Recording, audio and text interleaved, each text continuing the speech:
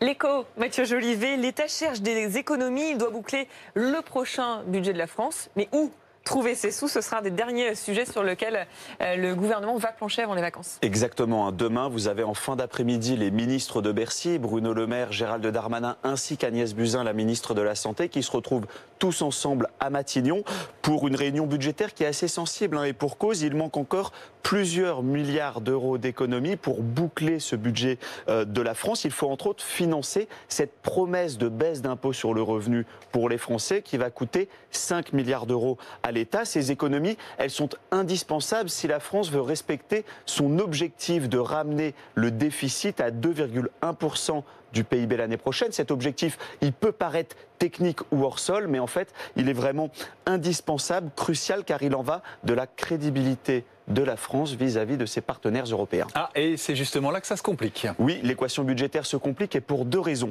Déjà, Emmanuel Macron comptait sur le fait que les Français travaillent plus dès l'année prochaine en changeant des règles de cotisation retraite. Vous vous rappelez, son travailler plus, c'était un des grands messages de sa dernière conférence de presse en avril dernier. Eh bien, il a dû abandonner cette piste qui venait percuter et le message et le calendrier de la très sensible réforme des retraites. Résultat, ce sont des marges de manœuvre financières en moins pour l'année prochaine. Deuxième raison, Bercy qui vient d'abandonner son objectif de suppression de 120 000 postes de fonctionnaires sur le quinquennat. Ça, c'est une des conséquences du grand débat national où il ressortait une demande des Français de plus de services publics de proximité. Résultat, il faut aller chercher des économies ailleurs. Alors on va les trouver où ces milliards d'euros? Est-ce qu'il y a des pistes? Alors plusieurs pistes. Déjà, Bercy pourrait tailler dans Action Logement, le géant du logement social financé par les cotisations patronales. Autre piste qui circule, faire des économies sur les congés parentaux, tailler dans les allocations familiales chez les Français les plus aisés ou encore revenir sur certaines baisses